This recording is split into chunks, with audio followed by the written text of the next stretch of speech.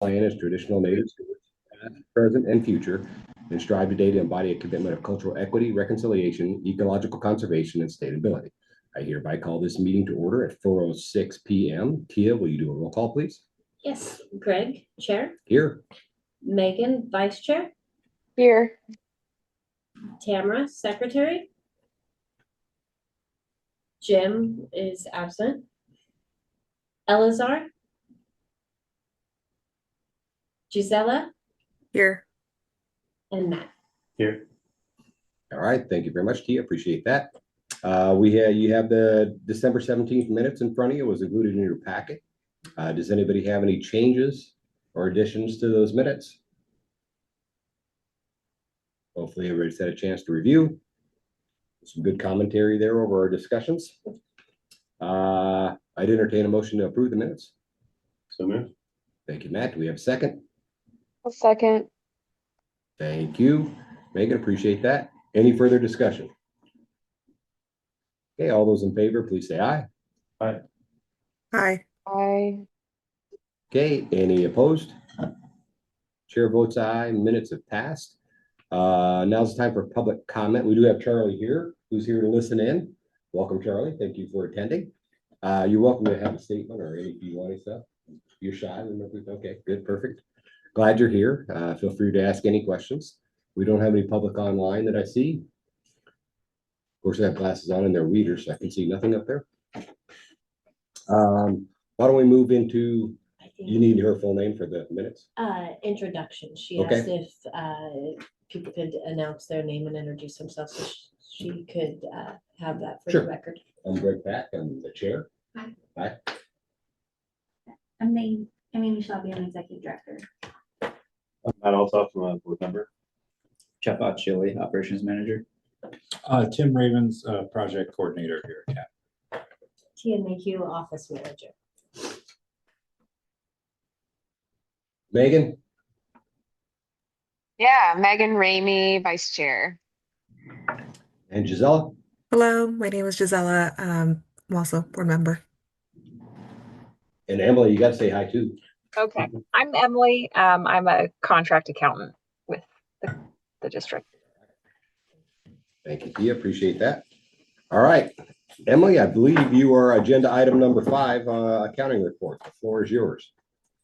Woohoo! You went through that quickly. Thank you. Note to the minutes, we did have somebody walk in here.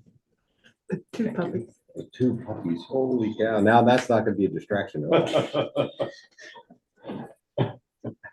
Welcome, everyone. If you can't see her on the camera with a couple cute puppies. All right, let's reschedule the meeting. All right, meeting's over. A motion to adjourn. Thank you. Welcome. Yes. I'm sure it was easy getting the puppies over here. Can I pet them? All right. Oh, yeah. Yeah. They went All to right, work today. Emily, sorry. Puppies trumped you, but it's okay. Is the excuse the bus was late? Is that what happened? Just kidding. Sorry. Hello, everybody. It's been a quarter since I saw you guys last. So I'm going to request to share my screen. Hopefully that seems to have worked well previously. So we'll see if I'm allowed to share this. Okay. It might take a minute to show up for you guys. It's but up there. Here, yep. Perfect. So here are the reports for this quarter. On the left again are the QuickBooks reports, and on the right is my analysis. And so they're kind of supposed to go, in conjunction with one another. So we have a pretty good first half of the year, so I'll just jump right into it. So starting with the statement of financial position comparison this year to last year, your total cash as of the end of December was 1.56 million, which is $404,000 less than the prior year. As we'll talk about later, most of that is due to some capital purchases you've made that have yet to be reimbursed. So that's the primary difference in your cash balance from the prior year. Obviously, it's broken up between different accounts, but in general, your cash is pretty stable. Your liabilities, so your credit card payable as of December was just under $400, which is about $3,000 less than the prior year. And your accrued payroll was $129, which is about $3,800 less than the prior year. And that's all union dues that are paid usually within the first week or two of the next month. So those have all since been paid. And your equity, so that's going to be the most telling position for you at this point. And I did include a little chart comparison because I thought that looked nice last time to just be able to see over time what your net position fluctuations looked like. So the orange is your restricted net position for STIF, and that's remained fairly stable, as has your vehicle fund restricted position, restricted net position. Both of those, well, the vehicle fund's grown just a little bit over time due to interest, and then the STIF fluctuates based on how much STIF you guys receive and then how much you guys spent. So it doesn't always just go up; it kind of goes up and down. But overall, you can see it's been fairly stable. The unrestricted net position is the one that has been fluctuating the most. And again, that largely has to do with like capital expenses that you have yet to receive reimbursement for. But if you look at from last December to this December, it has dropped, but again, it's not a huge amount, and we know why. So I'm not at all concerned about that. So that is how your statement of net position is looking. Does anyone have questions on that before I move forward? No, thank you for the visual on that. Okay. Your statement of activity. So this is, of course, more like a income statement. So your total revenue for the year so far is just under $1.7 million, which is $57,000 more than last year. And those have fluctuated within the different categories of revenue. Some, go up quite a bit, like your federal funds have gone up by $71,000, whereas your state funds have gone down. But overall, if you look at your percentage change from the prior year, you're only like 3.5% difference. So overall, very stable revenue compared to prior year. Your cost of goods sold, and I guess I should mention budget too. So you're $11 million short on revenue compared to budget, but that's all due to capital projects that have yet to be executed. So that isn't a surprise due to the capital piece, but the rest of your revenue that's more for continue operations have been very stable. So that is good. Cost of goods sold so far this year, just delete those so I don't confuse you. Cost of goods sold so far this year is $313,000, which is about $27,000 less than the prior year. Most of your fluctuations are down. So if you read this graph from the bottom up, fuel's at the bottom, and that's the first one we talk about, and then vehicle expenses the next one. So you can just even visually look at them both and see that they're pretty similar, and most of the categories have gone down except for your vehicle expense. And actually the fuel, numbers interest me. So I just have to point out the fact that your fuel expense prior year to the current year is like $95 difference, which is shocking. I think that's probably the closest year over year fluctuating number I've seen that got that close to each other. So that's kind of impressive. Your vehicle expense, though, has gone up quite a bit. So you're about $25,000 more this year than you were last year.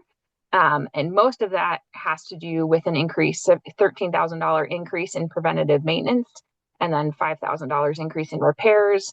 And you spent $6,000 in new tablet mounts. And I think Tia had a little bit more on that preventative maintenance piece. So I'm going to turn it over to her. Thank you, Emily. Yeah, we just wanted to provide a little more information on the increase from last year. In fiscal year 25, our mechanic was including their travel time in the invoices that they were submitting. So if there was a repair invoice, they would add the 3 hours for travel time on that invoice.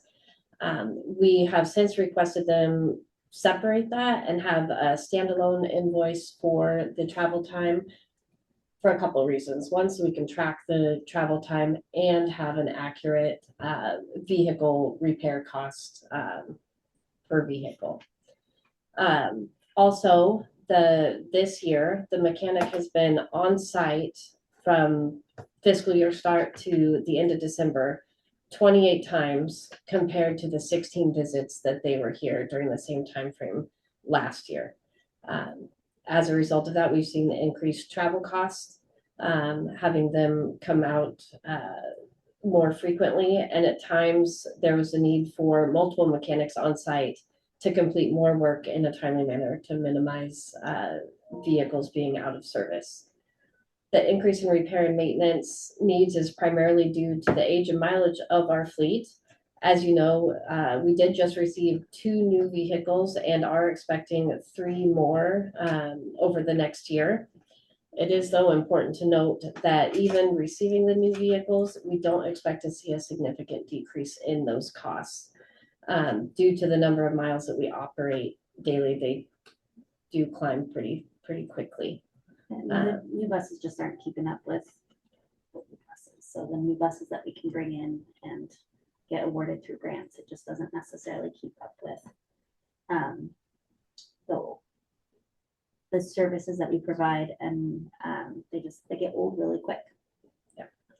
Is it based more on year of service or miles of service on the mechanical needs? So it's more on the miles, I would say, because the useful life can be looked at based on the amount of time that you've had the vehicle, or it can be looked at based on miles.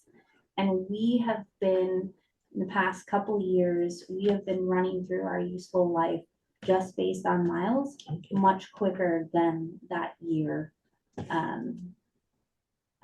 component.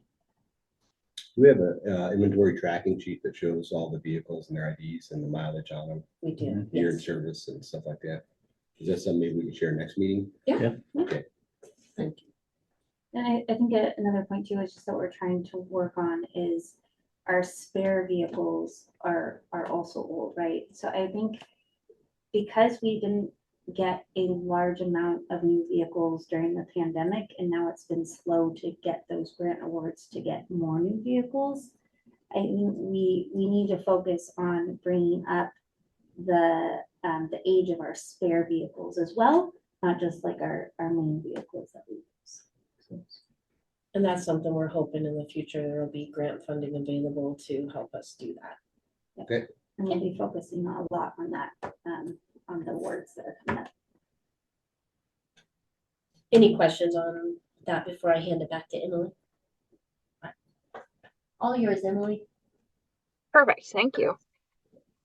So that's why you see the large increase in the vehicle expense for this year compared to last year. And in general, as we all know, but everything's also just increasing. Like we all know that everything costs more at the store than it used to and things like that. So some of that partially is just inflation, but hopefully we can decrease the frequency of some of the trips over time, especially with a newer fleet. So the operating expense though went down for $32,000, which is about 11% less than budget. Yeah, there hasn't been some of that also has to do with, you guys remember you guys paid for a program last year, the dispatch software, that you're not having to repeat that expense again. So that is part of where you're seeing decrease in some of these other categories. The driver expense is almost identical to last year, so $250 difference, sitting at about $7,100. Advertising and marketing also very similar. You're about $60 less, and the grant contract match funds is also less this year compared to last year so far. Any questions on those things? Or no? Okay. I don't want to run over if somebody has a question, so please speak up. So the administrative expense, I guess I should go back to gross profit. So your gross profit then compared to last year is pretty similar, about $85,000 more this year than last year. And that again is because your revenue was slightly higher and your operating expense was slightly lower. So administrative expense for this year, again, you read the sheet kind of backwards up. So building expenses are at the bottom. Building expense year over year is pretty much the same, about $600 more this year than it was last year. Your office expense is a little bit less. Your professional fees is where you see the main difference. So most of the professional fees have to do with the $20,000 decrease in auditing and bookkeeping expenses, which was part of those professional fees. And that is actually the biggest variance in your budget also, but the other direction. So you guys budgeted $383,000 more for professional fees than you've spent so far this year. And that again is related to the capital projects. So overall, your administrative expense, with the exception of the professional fees, is pretty similar year over year for a total difference of about $26,600. Your personnel expense is also pretty similar. Just again, looking at the graph alone, the blue lines are almost equal year over year. The green lines you can see have a slight decrease in benefits this year compared to prior year. And the taxes and wages are pretty similar. So speaking of the specific numbers, your administrative wages are up a little bit, about $7,000 more in wages. The personnel taxes are about $400 more, and then a slight decrease in benefits. Again, you're at $1,700 down for a total decrease in administrative or increase in administrative personnel expense of $5,400. So your total is $152,000 this year compared to $146,000, almost $47,000 last year. Your operating expense is a little less actually. So your direct service wages are down by about $8,000. You spent $511,000 last year, and you've only spent about $503,000 so far this year. The taxes are slightly lower because the wages are lower. And then your direct service benefits, though, that's the biggest decrease. And you see about a $28,000 decrease in the direct service benefits this year compared to prior year. Do we think that direct service is down because of like Gorge to Mountain? Is it an hours thing? I assume, or do we know how many hours were variance between this year and last? I'd have to look at the hours, but it also has to do with, we hired a lot more part-time people this year too, so that's why you see a little bit of difference in the benefits. But we can get those hours for you, Greg, and look at them Okay. to see the variance. I mean, I know we have miles driven, and that's one way to look at how we're doing, but hours, employee hours are be helpful as well. Yeah, we were, Jeff will get into this, but when we're looking at adding more Gorge to Mountain service, it's a significant amount of hours compared to what we're doing right now. Yeah. So I think that's a pretty something that we can But grab what that. we budgeted though, right? Back to those levels. Yeah, that's what Okay. we have budgeted, and so we're below that right now. Hey, sorry, Emily. No, you're good. The point is to bring up discussions and compare things, so I appreciate when that happens. Capital outlay is the next section. So the district so far received 2 new buses, yay, for $326,000, which you cut the check by the end of December, but you hadn't received the reimbursement yet. So that's overall why you see the main difference in net operating income this year compared to prior year. So you actually still are in the black this year. So you're at $170,000 of net operating income compared to the $344,000 of last year. But if you take into account the equipment that you've purchased in your reimbursement check, it actually came the beginning of January or middle of January. So the district, as of today, now has that money, but they didn't as of these report dates of $294,000. So you actually, if you take that into account, are doing better this year than you were last year. Other capital projects that were planned for that have yet to be completed is the development of the park and ride, as you guys know, with the land you purchased last year. The redevelopment of the old park and ride into a secure bus storage lot and maintenance facility, the restructuring of the office, development of the interregional transit hub, and the 3 more vehicles that Tia also mentioned that we're still waiting on. And it's my understanding that one of them is expected hopefully in this next quarter. So that will help there. For other accounts, so here's the budget versus actual, which is kind of a cumbersome report. I have it in front of you so you can look through it, but I summarize it later on. So I'm going to skip that for now. Your AR, so accounts receivable as of the end of December, was a little less than $2,000, all for one bill to the city of White Salmon. And then your accounts payable was just over $8,000, made up of various invoices. Most of them are current. There's a little bit of an old one, but I'm sure that's been cleaned up.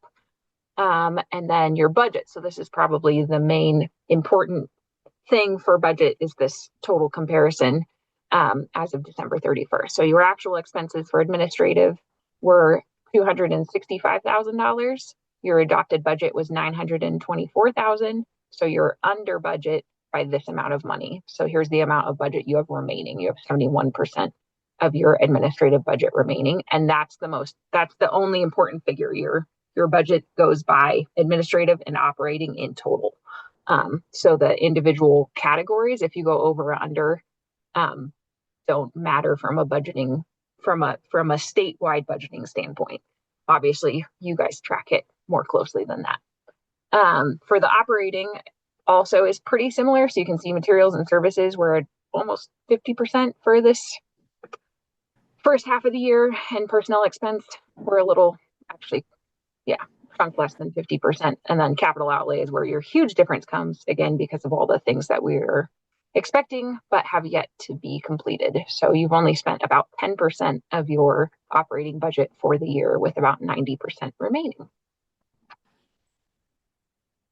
I think that was everything I had to cover. Do you guys have any questions on this stuff?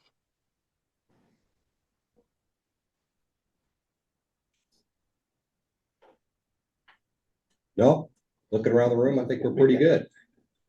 Thanks for the detailed report. You're welcome. Is there anything else that I could improve on? I'm trying to do, like, I did the big change with the graphs and stuff, and then I'm trying to provide those same ones quarter over quarter so that you have a comparison to the priors more easily. Is that working well for everybody? No, that's really helpful. Thank you very much. Very much so. Perfect. Okay. Well, with that, I will stop. Maybe if you could have some background music as you do this, like something soothing would help out. I'll work on that one. Okay, thank you. Appreciate that. Thank you, everybody. Thank you, Emily. Appreciate you attending. Yep. Thank you, Emily. All right.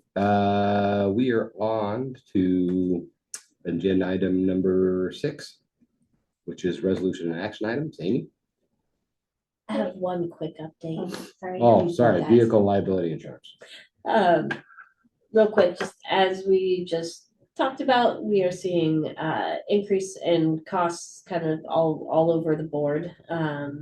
One area where it has been especially notable is the district's auto and liability insurance. In 2025, the renewal rate totaled just a little over $60,274 for 18 vehicles. This year, the total is $68,223 for 18 vehicles as well, representing a 13.2% increase. We received 2 new vehicles last year and 2 new vehicles this year, which attributed to the increase. So we removed the same 4, but they were older vehicles. Lesser and so value, adding yeah. the new, so that assisted with the increase. But just wanted to make sure that the board was aware that that was the increase we were seeing this year. So it's 13% inventory the same, essentially. Yes. Right? Are we expecting some? But on the books, the book value of those are probably way greater with the 3 new vehicles, right? Yes. Yeah. Yes. Are we expecting similar trajectory in the future, or is this anything that we can forecast? Trending about that way. I don't expect it to change much. I think last year was 10%. And so I would assume that it's just going to continue. I got quotes up to 100% increase on all. Be thankfully not Yeah, about so 16-year-old. we had to go out to different No, markets to that try to hurts. figure it out. So. Yeah, thank you. Okay. Sorry for skipping the vehicle insurance part, but now we're on to number 6. All right, wonderful. Thank you. CAT currently has 1 opening on the budget committee. Cindy Walbridge, who is, was on the budget committee and her term ended last year. She has expressed interest for serving another term. And per the budget committee bylaws, budget committee members can serve 2 successive terms. So we're asking the board to discuss and vote to appoint or not to appoint Cindy Walbridge to the budget committee for a second 3-year term. No issues here. I'm glad we have people who want to participate. Yeah, she's been great to work with. I mean. I move to accept her. Thank you, Tim. Appreciate it. Second. I'll All right, second. Matt? All right, that's a third. Giselle, you want to do a fourth? We'll just. then we'll Yeah, have to let's do a vote. fourth. Any further discussion? Okay, all those in favor? Aye. Hi. Okay, any opposed? Aye. All right, chair votes aye. She's back on. Perfect. That was the only resolution action. That was pretty easy. Okay. Jeff, you want to go ahead with the operations report? Cool. Ops report. We are still holding a 99 for our overall safety. We had a harsh event, which we'll cover later. And our fuel cost has gone down by 0.05 cents per mile. Fixed OTP for December is down a little bit. I think it's because of our Gorge to Mountain isn't set up right in the new software, so it thinks we're late to every bus stop. We're working on that with Trillium and Swiftly, the software company. Daro TP is excellent at 98.23%. We had 1,095 vehicle hours and 35,835 miles driven. Fuel cost was 12,844, about 35 cents a mile. Okay, so formal complaints were 3, vehicle incidents 3, and customer incidents 9, and 1 vandalism. So for these, I'm gonna read all the formal complaints, but the vehicle incidents, I just highlighted a few that I wanted to call out. If you guys have any other questions on any of the other ones, let me know. I just thought instead of going over every squabble over fare, it might be nice just to read the ones that have a larger impact. Okay, so formal complaints. Passenger complained about missing their connection to Link and not being able to charge their phone in the lobby. It was explained to her that connections are not guaranteed and that the outlets are not available to the public due to people abusing them and causing significant disruptions to office staff. Another passenger complained that the Columbia Gorge Express bus left early, causing them to miss it. It was investigated, and the Columbia Gorge Express did not leave early. A customer complained about a dial-a-ride. Drivers running over a sprinkler system next to their driveway. This has been called out to the drivers to be aware when they're exiting the driveway. Vehicle incidents. One of the Gillig buses had a coolant leak, ran out of coolant in Cascade Locks. They have an auto shut off on, it was a Gillig, they have an auto shut off, so the driver was able to pull over. We had a field supervisor bring a new vehicle, and we were able to actually bring that vehicle, add some coolant, bring that vehicle back. Driver of the Hood River City Route bus called in to say they had a flat tire, pulled over, discovered all the lugs nuts were missing. There was an investigation that was inconclusive. We worked with Les Schwab to figure out how that could possibly happen. There was no damage to any of the lugs. Super odd. We're still not super sure why. Vandalism, we thinking? It's possible. Yeah, actually, in the same week we had a fare box stolen, which I'll cover in a second. But since then we're having bi-weekly visits from Les Schwab, and they're going over our lug nuts, and we're actually going to get lug nut markers just to make sure nothing like that can happen again. Do you need Les Schwab to come to do the inspections on your lug nuts, or can you guys do it yourself with a torque wrench? Just kind of go by and do the. I guess we could do it ourselves. Is there any reason why we couldn't? No, good. I think it just was, sometimes we don't always have a lot of resources, so it's nice to have that third party come and check them, but yeah, that's something that we can. Yeah, and I there, just don't know the cost of that, bringing somebody over, because it's really, I mean, if they're just doing the lug nut inspections, that's, well, they're also checking our tire inventory and looking at Okay. worn out tires. I don't, are they? yeah, I mean, if invoiced? you're getting other value out of it, great, but Yeah, it's not just Okay. that. I don't, well, maybe we can confirm this, but yeah, I don't believe that's a free service to us. So, I believe so. Yeah. I believe there's no cost to that. I think it's included with with the service. the that we- service that we. okay, all right. Yeah. uh, So you're gonna get those plastic lug nut indicators, they're all pointing the same direction? kind of? Yeah, that's the goal.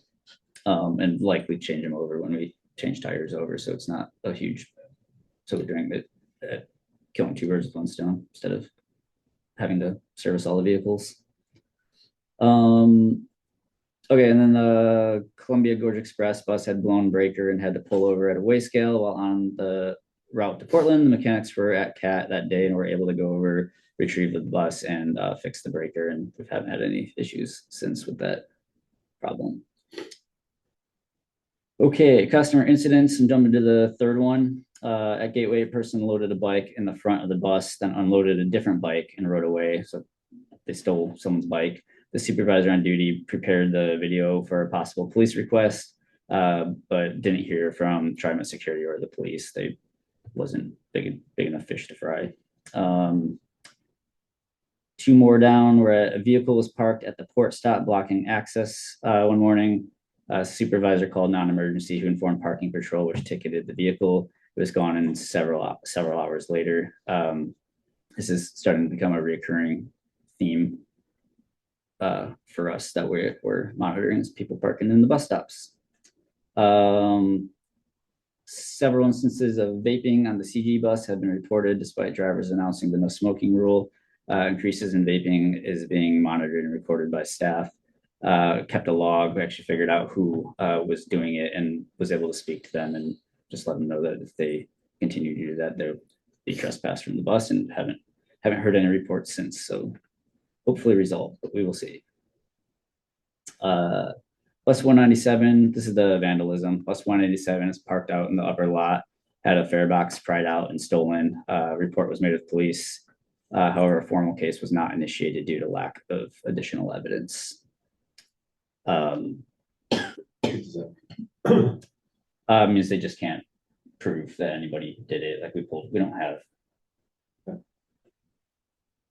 the cameras are not on the bus when the buses are off. So you guys are changing your policy on having cash in the box or fare box stuff? I mean, we're still emptying them the way that we do. I think it's more so making sure that the buses up there are secured and our field supervisors are doing a walkthrough after every shift. Then there was one harsh brake incident reviewed by a supervisor. Car pulled out in front of the bus and the driver had to stop quickly. I think the other thing about 197, it's been out of service for a while. So I think that probably to your point, Greg, of just making sure that the buses that aren't necessarily in service are all. Yeah, to your Do we know the amount that was taken? no, because we hadn't pulled it, but Fairly minimal. Yeah. That bus would have only been on the city route or the Upper Valley. So all repairs.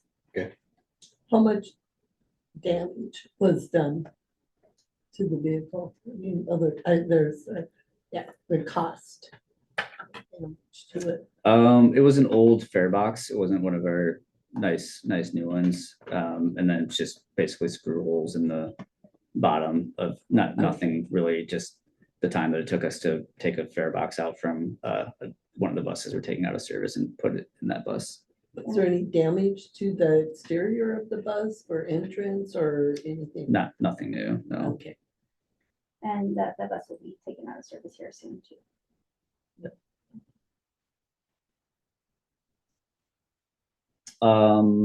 Any other questions on incidents?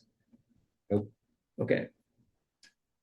Employee of the month, is Jim Appleton. Jim has been a solid employee and driver trainer with attention to detail. He has also been a part of the safety committee with helpful observations on improving safety at CAT, always willing to pick up shifts when needed. He's also willing to give up shifts when other people are looking for hours. He truly cares about CAT and consistently coming up with ways on how we can do better. So yeah, appreciate Jim. Cool Gorge to Mountain update. So as we know, we launched weekend service in December. That was only 3 days of service. I think Meadows was closed one of those weekend days. We're still seeing decent ridership on that route. And then for prepping for adding more service, since December, we've onboarded seven new drivers. Bringing on this many people has presented some new challenges, including limited route trainers. We've never had to, figure out how to get everyone with somebody who's capable of training. So with that, we actually added one more route trainer. One of our drivers was interested in it. We're still on track to launch full Gorge to Mountain service in February, pending driver readiness. At the very least, we'll be able to add some service. And just for reference, we're trying to add about 114 hours of service. Per week or a month? That's per week. And this, just for more insight into this, it is going to require a lot of flexibility from our drivers. We've been meeting with each of them to change, people who are willing to do that are having to change their current bids and move their shifts into other drivers. And thankfully we hired a handful of people that have Class Bs already, so we can move them into, we're able to train them a lot faster than the people who don't have Class Bs. Any questions on Gorge to Mountain update? Cool. Moving on to ridership. We are up 3% from last month and 17% down 17% from last year.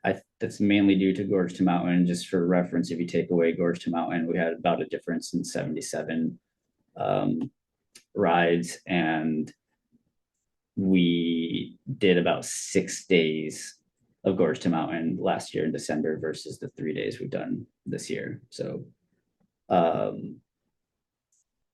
yeah, so Dial-A-Ride is up again. I think we are hit a similar number to our summers of 264. And then in November, we were off 1 day. There's one extra day for, we counted Thanksgiving Day as a weekend day. So that's why you see them all in red. We had to remove 1 day of service from November. Any questions on boardings or on ridership? Do you think that the Hood River City route is having some attrition due to the Dial-A-Ride as well? For people that would have maybe gone Upper Valley and then hopped on the Hood River City route, are they getting rides directly to where they're going? They shouldn't be. No. Okay. We asked everybody to be very cognizant of it, and we also double check to make sure that we're not duplicating our fixed route service. Okay.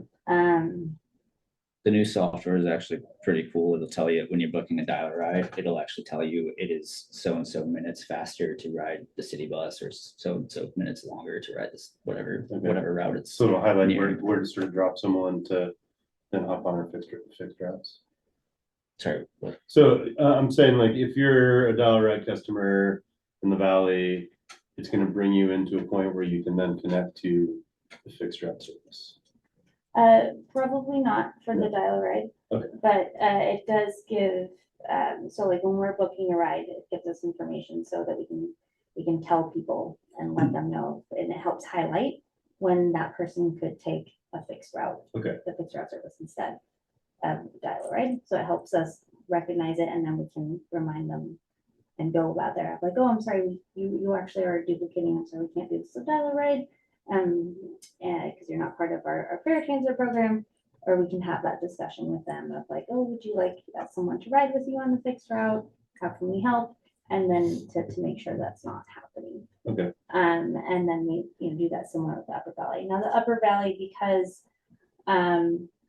that only runs 4 times a day, there could be somebody that calls to request a ride to go to a medical appointment in the middle of the day when that service doesn't operate, and let's say they were close to one of our bus stops. That could be happening more, but it's when Upper Valley doesn't operate. I'm just sort of curious because it does seem like the Hood River City route is sort of seeing a bit of decline in numbers. I mean, So it is a bit. and I'm just curious if we have any ideas on why that's happening. I do, but I don't necessarily have the data to back that up. Okay, so give it another 6 months and see what it looks like, maybe something like that. Yeah. Thank you. And I'd say that for Upper Valley too.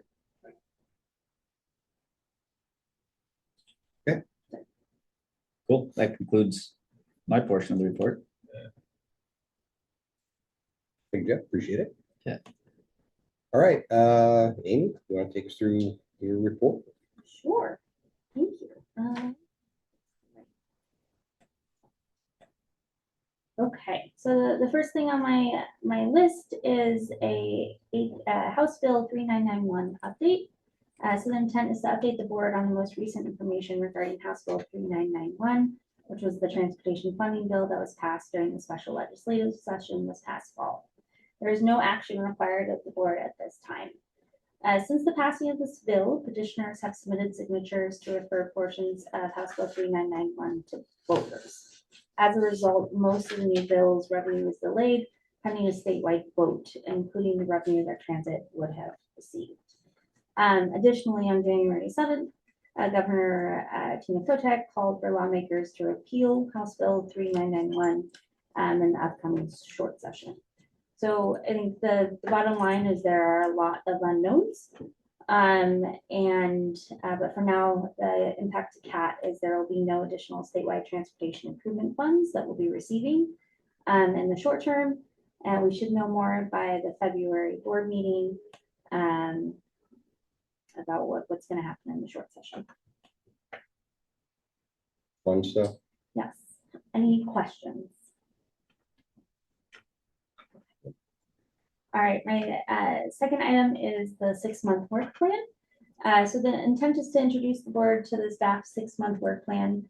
I ask that the board review the work plan included in the board materials and ask questions, but no formal action is required of the board at this time.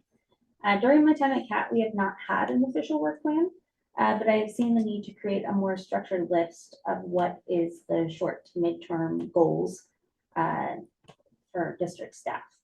When creating this work plan, I did stick to items that could be more categorized as special projects and did not include ongoing operational items or all annual tasks such as creating the budget.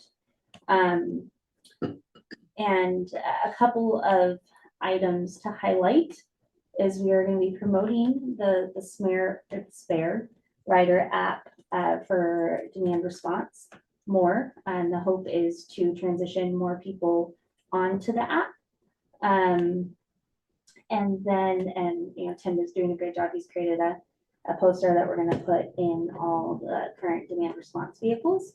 And we'll start with our current riders to try to transition as many who feel comfortable. We are always here to answer calls and to book rides for people. But for those who do feel comfortable with an app, we could transition them to the app.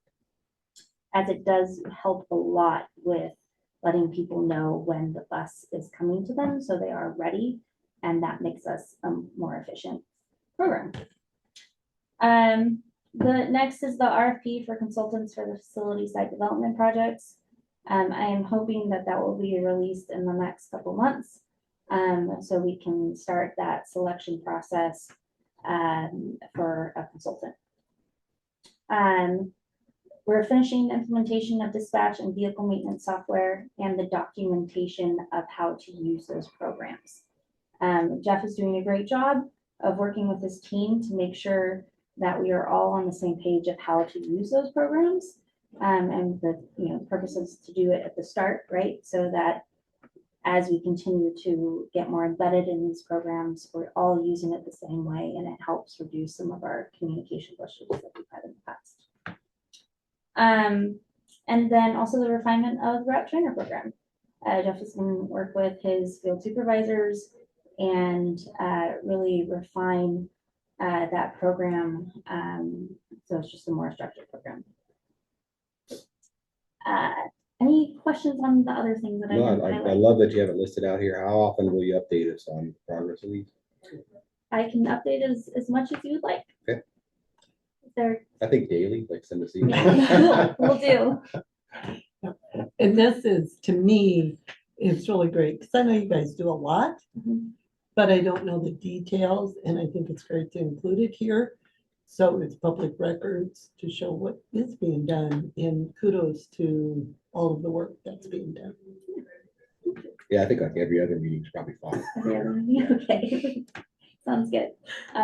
Maybe we can do it so it's not the, maybe it switches off with like the grant. That was just Okay.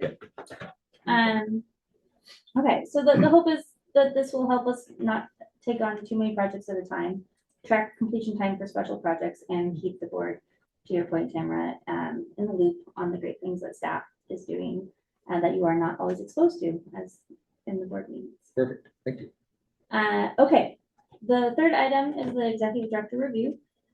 Just the intent is just let the board know that we'll be starting the review process for me soon. I There's, saw that in the plan. yes, it's there. Because there's a low priority or There's no action required of the board at this time. However, once the board survey is sent out, I do ask that you complete it, as I depend on feedback from all of you to improve my skills. So, and then the fourth list is office updates. So the intent is to inform the board that I would like to move forward with some small purchases to reduce the clutter and tripping hazards in the office. There's no action required of the board at this time, but wanted to discuss it with you all in case there are any concerns. So background, the building was built in the early 2000s and includes office furniture also from that era. While we have to wait on small building renovations to make the office space safer and work better for our current staff that we have, we can make furniture changes that would allow us to get rid of the bulky desks that can create more space around the workstations and better organization opportunities that can reduce some current tripping hazards. And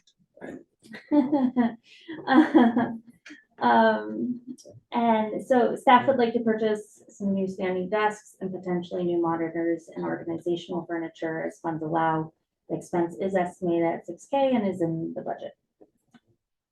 Any concerns? Was this planned to hand me a puppy when you asked for it? Is this orchestrated by Tamara? Well, I'm a huge proponent of standing desks, so I mean, that Mhm. changes people's Yeah, you need to keep workday upgrading for stuff. sure. And again, we'll keep it minimal, and this was kind of always in the works. It was just because we have to wait on the actual renovations. It made sense to do this smaller stuff. Okay. All right, cool. Thanks for that update. Yeah, thank you. And that concludes my executive director report. Perfect. Do we have any other discussion items the board would like to make? Was anyone gonna take up the SDAO conference invite? Invite? I won't be again. I just want to say I thought it was useful last year, and if anyone's interested, I would definitely encourage you to do it because I got something out of it. So. It sounds like Jim is going to be attending. Oh, nice. But he's kind of attending on the side of his spouse, but there, so that I think there's still room. What's the if date of that somebody else again? wants. It's February 4th through the 1. I'm gonna say the 7th. I believe you're right. Okay. Let me know if you're interested. I'll look after this. It is, unfortunately, I'm not able to go this year. Some things came up, but Tia will be there, and it is seriously probably one of the very informative. Do we allow puppies to come? You know, I'm not sure. You might have to put a service dog vest on her, but Okay. Yeah. Thank you for bringing that up, Matt. Any other discussion items? Okay, upcoming events. ODOT compliance review. Oh, yes, that's next week. The Tuesday and Wednesday, so Tia, Jeff, and I will be fairly occupied. Okay. Yes, thank you. Has, has working with ODOT changed any with the climate that's going on? So the support that they give us, no. We Okay. work with some You amazing notice how she people. looked up there to see if anyone was coming before she answered. The people that we work with at ODOT are incredibly amazing. Yeah. And they have worked very hard to give us the data that they can, based on the information that they have, which isn't a lot. I haven't noticed it there. I think there's just a lot of concern about the uncertainty in general, which I totally get. It's been about a year of ODOT employees having a lot of uncertainty in their lives. And I know we haven't had a lot of snow issues or anything, but that was a concern prior to the transportation bill. With everything that's going on, is funding for roadways on hold, or are they moving forward on it? So my understanding is that there is still concern, but I also haven't really gotten a great answer. I don't know, Greg, if you have any more information. We've just been in contact with our local yards, you know, on each side, and they're saying they have the staff to be able to do it. Okay. I think that the more concern is gonna happen after the short session. Okay. Okay. All right, well, I'll entertain a motion to adjourn. I move to adjourn the meeting. Thank you, Tamara. Do we have a second? Second. Thank you, Matt. Any further discussion? Okay, all those in favor of adjourning, please say aye. Bye. Any opposed? All right, chair votes aye, meeting's adjourned. Thank you. Thank you, Charlie, for attending. Sorry you didn't get a hold of Puppy. Thank you all. So fine. No, I'm Yeah, jealous. I want- Everyone. You never know.